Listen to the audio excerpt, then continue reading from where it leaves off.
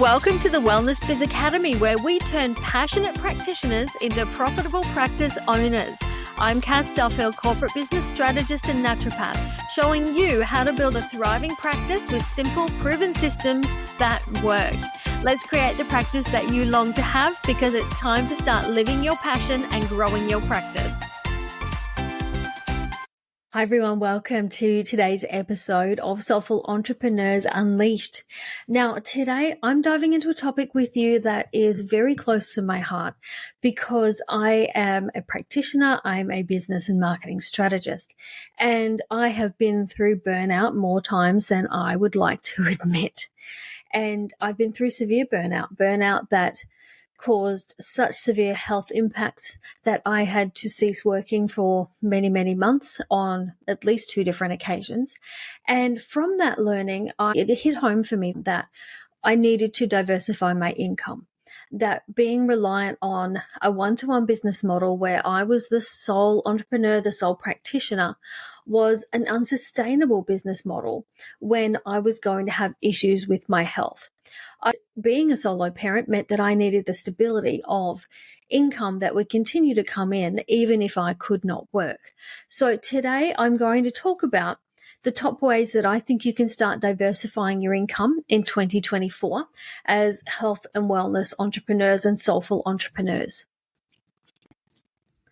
I find this a really exciting topic because I think when we dive into these ideas, it makes us think broadly. We start to dream, we start to envisage what we could create, how our income could change, and how that could change the trajectory of our business and our life, and also the impact that we're making in people's lives. I guarantee that you are making an amazing impact in the people that you help. But in a one-to-one business model, there is only so many hours in the day. There are only so many people that you can see. If you want to support your business to have growth and financial achievement, there will come a point where you need to move beyond the limitations of a one-to-one business model. So today, let's talk about some of those. The key being in diversifying your income is to move beyond relying on a single income source, because this is going to give you a much more stable business that can grow over time, and it is much more scalable when you move away from a one-to-one business model. When you are in the one-to-one model, the way that you can scale your business is by duplicating yourself, which sounds silly, I know, but what I mean by that is you need to take on staff, you need to take on subcontractors, freelancers, etc., to be able to see more one-to-one clients, more one-to-one patients. But that's not always possible, and not everybody wants to start running a team or running a staff. So let's have a chat about how you can diversify your income with different revenue streams. So the first thing you need to do is have a look at what you are currently offering and start to identify the opportunities for you, the ideas that you could have that are relevant for your niche and for the clients that you work with. Could you do online courses, digital products? Could you bring out a membership? Could you write an ebook? Could you look at different affiliate streams? There are a number of different ways you can diversify your income. If you are currently working in a one-to-one business model, getting great results for your clients, then moving into online programs, group programs, hybrid type programs is the first logical step for you, because you're already getting results. You're using a proven formula. The framework you're taking your clients through has standard elements that can be duplicated into an online program. Now, this doesn't mean that you're leaving your clients without support. When I ran my online programs, they always included at least 3 one-to-one consultations with me so I could tailor the approach for those clients. Now, you don't have to do that. I also had DIY programs that people could do of their own accord that never had anything to do with me. So there are options both ways. You can make it fit you and what you want it to be. Digital products could be things like downloadable, self-paced programs. It could be meal plans. It could be recipe books. It can be all sorts of different things, activity trackers, meditation series, journals. There's a whole heap of different things. Ebooks is something that I think as health and wellness entrepreneurs and soulful entrepreneurs is something we should be delving into. You have so much amazing knowledge. That knowledge is not common knowledge. So it would be great to put that into an ebook, something that you could sell as a low ticket offer that people could buy from you again and again. If you love the idea of supporting people long term, memberships could be great for you. Memberships require a small piece of information, a snippet of helpful information month after month that you will be providing to your members. So there's a lot of great options there. Start thinking about how these might align within your current business and within your current business model that will both target your expertise and make the most of what you know, and also cater to the needs of your ideal clients and your target audience.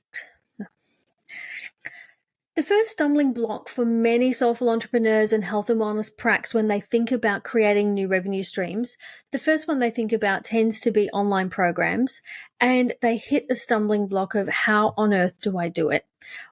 What is the tech? How does it work? How do I put it together? How do I deliver it? What I would say to you if you want to start looking at this revenue stream is upfront, forget the tech. There are so many different tech platforms and ways to deliver an online program or a digital product for that matter, that getting caught up in the beginning on the tech means that you're not moving forward. So create the product, do an outline of your online course, do a draft of your ebook, create an outline of a program that you might offer, or your library of digital resources that people can download. Work on the content first and then move into the tech. And there are a number of people in the industry and outside of the industry, myself being one of them, who can help direct you to the best tech for what you're trying to deliver. In the show notes, I will put a link to the platform that I personally use, and it's something that I recommend you have a look at because after being on a number of platforms, I think it's one of the best out there for delivering digital products, courses, and memberships. So have a look at that one. When you're thinking about, let's say, a digital program as your first option, what you need to think about is how long does it need to be? That needs to be the length of time it takes to get somebody a result. And you need to think about how deep you go. The thing that I found when I started creating my online program for the first time, the first run of my program, friends, was way too deep. I went into the ins and outs about the gut lining and all sorts of different things that my audience didn't need to know. But I managed to change and amend my program, and by the third run, I was very happy with how it went. But what I will say to you there is, whatever you're planning on delivering, try and come up a few levels. Remember that everything you know is so much more than the average person, and you don't want to overwhelm them with content. So think about what are the key basic things that they need to know, to learn, to achieve, to get the outcome, and deliver those. Then think about the product in terms of what sort of support will this need. If this is something simple, they may not need a lot of support. If it's something more in depth, say you're creating an online program for people with a chronic health condition, well, those people will probably need more support, more hand-holding, more touch points. So build the program around what your ideal client would need and would get benefit from. The next thing that gets people tripped up on their digital product when they're thinking about programs is, what am I going to price it at? Now, the way to do this is, again, forget the pricing till you've created the product. You don't know what the product is worth up front. Start with the creation. Once you've created it and you know the transformation that it provides, I'd recommend doing one of two things. First one, do not ask your peers for an idea on price. Do not hop into local Facebook groups and say, hey, what do you think I should price this course at? I see this all the time. Pricing by community vote is not going to give you an accurate price, because the people that you are asking are not your ideal client. So it's completely irrelevant. The best way to look at pricing these offers is look at what you charge for a one-to-one consult and use that as a base. If this online program has 6 hours worth of content, plus some email support, plus a Q&A, then bundle that up, work out what that would cost you in time and effort, and then work out how many people you need to come into this program to make that viable and go from there. Right now in the market, I'm seeing a lot of programs around the 6-week mark being between $4.99 and $9.97 type price points. Programs that are towards the 12 weeks are anywhere from the $1,000 price point. A lot of them are at $14.99, and there's also a lot there at $2,500. I have seen more expensive ones as well. Remembering that people buy what they need, so you need to make sure that this product, however you create it and however you price it, achieves the outcome that you promise that it's going to achieve. For those of you that are more interested in memberships and subscription type services, I think these are great opportunities. I actually built my clinic in the first year or so on, you would call it a membership program now, but back then it was a monthly webinar series that people could subscribe to. In the early days, it was free. And then it became something that was paid for. My clients would be asking, when is the next one? Can you send me the link because my friend wants to sign up? It built my list really quickly and it built my clinic really quickly. So let's talk about memberships and subscriptions. These are a great option to add because you're only having to deliver a small piece of content, a small piece of learning, help, or advice on a monthly basis, and people will subscribe to this for a period of time. In the last couple of years, we've seen the churn on memberships change. Churn is the amount of time someone stays in your membership before they leave.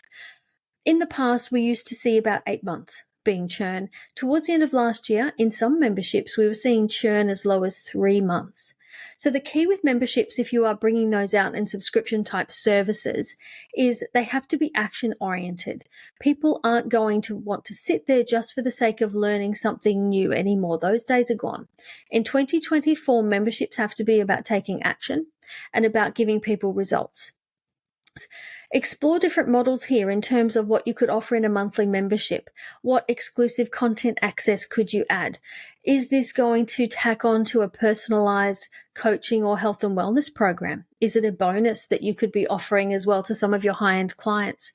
Look at the different strategies too around attracting and retaining members. How are you going to get people to find this? How are you going to get them to stay?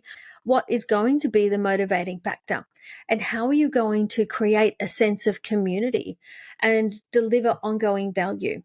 Now, the one thing that I find many entrepreneurs get wrong when they're talking about creating their membership or subscription type service is they look at it as a month by month, one-off little drop of content. And it's actually more than that. You need to be crafting a journey. So look at it more like a 12-month journey. And across that 12 months, what do you want your ideal client to learn, to do, to achieve, or to action? Those become the titles, the modules, the sessions that you will offer in your membership or subscription. Another option that people in our industry often forget about is affiliate marketing. Now, affiliate marketing is not a horrible under the table way of earning money. Proper affiliate marketing is when you're getting a commission for promoting somebody else's program. Now, I don't do a great lot of affiliate marketing. I'm very careful about who I affiliate for. You will see me affiliate for a couple of programs, but apart from that, I don't do a lot of this. There are more coming into our industry and there's some quality ones coming through, so that can be well worth looking at. One of the ones I do affiliate for is actually the membership portal platform that I use, and you'll find the link down in the show notes. And the link down in the show notes is an affiliate marketing link, full disclosure. So if you do sign up through that, I do get a commission every month. But it's a great program. It's the one that I'm using. So for me, affiliate marketing has to be about integrity. It's about sharing those platforms, those courses that I use, that I love, that I think of value, and letting people know about those.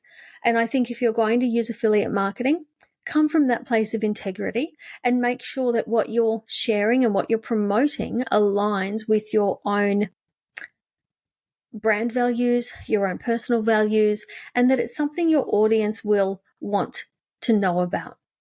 It's also important that your affiliate products don't cannibalize any of your own. And cannibalize would mean that they would buy affiliate product instead of your own. If you have a product in your offer suite that provides the same outcomes as an affiliate marketing product, then that's an affiliate marketing product that you need to steer clear of. Great thing about affiliate marketing, though, it can become a very lucrative passive income product for you. So it's a great opportunity. When you are looking at building a business model that has multiple revenue streams, you need to start by thinking about how all of these offers go together. And I call this offer mapping. Offer mapping is more than ascension model mapping, and I know that's what we've been talking about the last few years. I've moved on from there, and now I'm working with something that I've called offer mapping. What this is working out what is my main offer, what is the key signature offer that I make in my business, and building out the other sides from that. So for me, it's things like my programs, Marketing Mastery and Practice to Program. It's my key mastermind, the Elevation Code, and it's my premium one-to-one Create and Elevate. So with those in mind, I've had to think around that going, right, what are the low ticket offers that could really balance this out? What are some high ticket offers that could balance this out? Where are the gaps in the offer suite that I have? For you, thinking about your offer map, there's 5 core elements to this, plus 2 extra ones you can add if it suits where you're at. So the first level, bottom level on the rung of your offer map, is your lead magnet. And it's got to be a lead magnet that relates to the product that you're selling. The next level up is low ticket. And what makes sense as a low ticket? It is something that is a small piece of the pie that they get coming into your main offer. The middle of the road on there, the next one is your program, your package, your consult package, whatever your main offer happens to be. And then what's the level up from there? Once people have done that with you, where do they go? And crafting an offer for that. That's normally moving into more premium offers and services and programs. The other side of this, though, is downsell. So if this next level of offer is not right for them for whatever reason, where can they go? What's the downsell from there? Then the other 2 elements I like to consider when I'm thinking about this offer mapping is, do I need any in-person events that will match this, or do I need some online that will support this particular offer suite? Moving into 2024, I think that we're going to see people wanting more in-person events. We're going to see people wanting more retreats, more expos. I think we've had a couple of years where we've been a little bit isolated in the business world, and I think I'm seeing a trend where people are starting to move back towards wanting to network and meet up in person. So just to round that off for you, in offer mapping, the levels in your offer mapping that you want to look at are starting with your lead magnet, then low ticket, then your actual program, up level from your program, and the downsell. So what are those 5 elements within your business model? So today, I've been really focused on giving you ways and ideas that you can diversify your income as a soulful entrepreneur, health and wellness practitioner. By exploring all these different revenue streams, such as digital products, memberships, affiliate marketing, I'm hoping that what we can do is build a business model for you that is more financially stable and that will expand the impact that your business makes in the lives of the people that you help. When you move into these different diversified revenue streams, the passive, the semi-passive income streams, you are helping more people than you ever could in a one-to-one model. So the impact of your business is exponential. Remember here to choose revenue streams that support your expertise, that align with the needs of your ideal client. And don't be afraid to think outside of the box. I haven't told you everything here. These are just ones that are really common, that work really well for lots of people in our field. It doesn't mean this is all there is. Think about how you can add different income streams to your business in 2024. Thank you so much for tuning in today, and I look forward to seeing you flourish even further on your entrepreneurial journey. This has been Soulful Entrepreneurs Unleashed with Cass Duffield. Thank you for listening to the Wellness Business Academy podcast with me, Cass Duffield. If you are interested in growing your practice, come get my free guide, The Practice Success Toolkit, at cassduffel.com or grab it in the show notes. Thanks for being here, and I'll see you next time.